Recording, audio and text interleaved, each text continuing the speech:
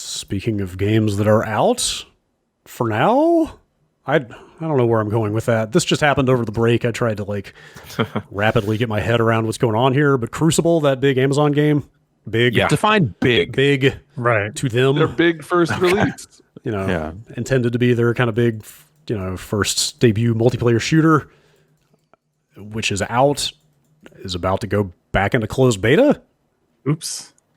They had already reduced it. It launched with 3 modes, and at some point they pared that down to 1 mode.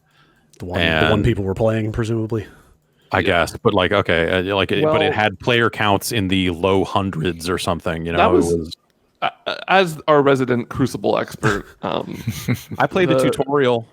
Okay, I played like 3 games, so I'm definitely an expert.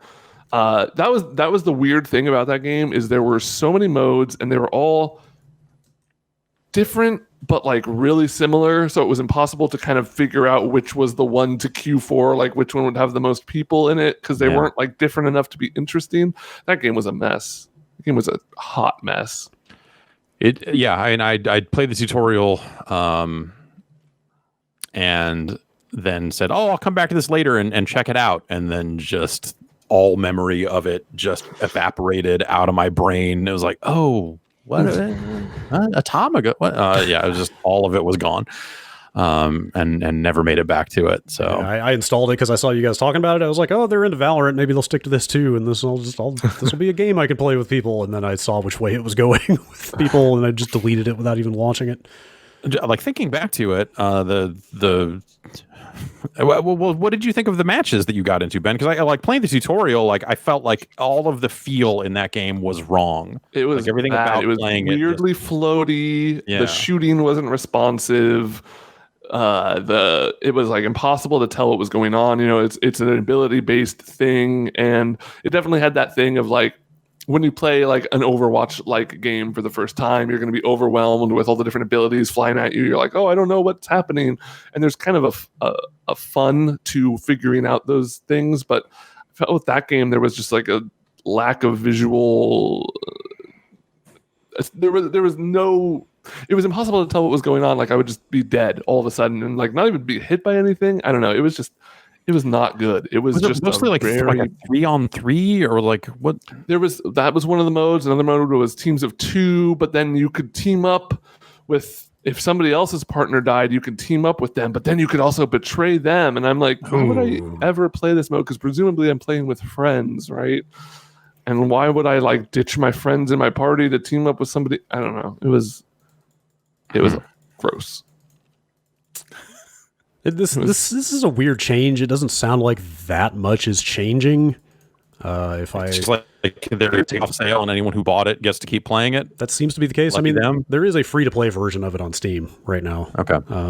It sounds like anybody who has already played the game or who does like kind of install and launch it by 9 a.m. Pacific tomorrow will remain in the quote-unquote beta. Like you will continue to have access to it as this beta happens, but then once like past 9 a.m. tomorrow, they will be closing new access to new players for a while. Crazy.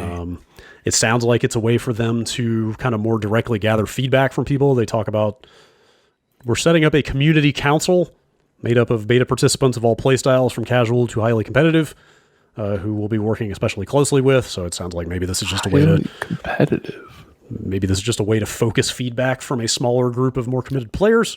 And it's a way to take the game off sale and try to salvage it. Yeah. Like, without, because what changes is no one was buying it anyway. So taking it off sale doesn't suddenly change anything. Yeah. It's the artifact treatment.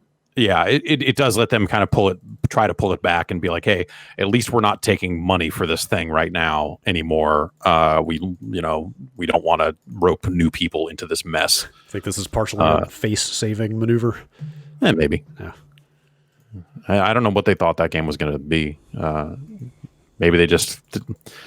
I was going to say they ran into Valorant head on, but in a world where there's no Valorant, I don't think Crucible is suddenly like anything anyone is talking about. So like it's more than that. Yeah. I feel for the developer. Like this can't be easy to put this much work into something and launch it and have it not land like this.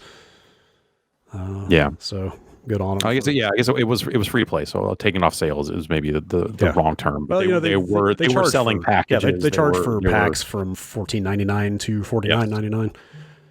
Yeah. So, you know, maybe it just wasn't hobby grade enough. yeah, no. Well, what is, you know? I can name one game. It's not every game can aspire to hobby grade heights.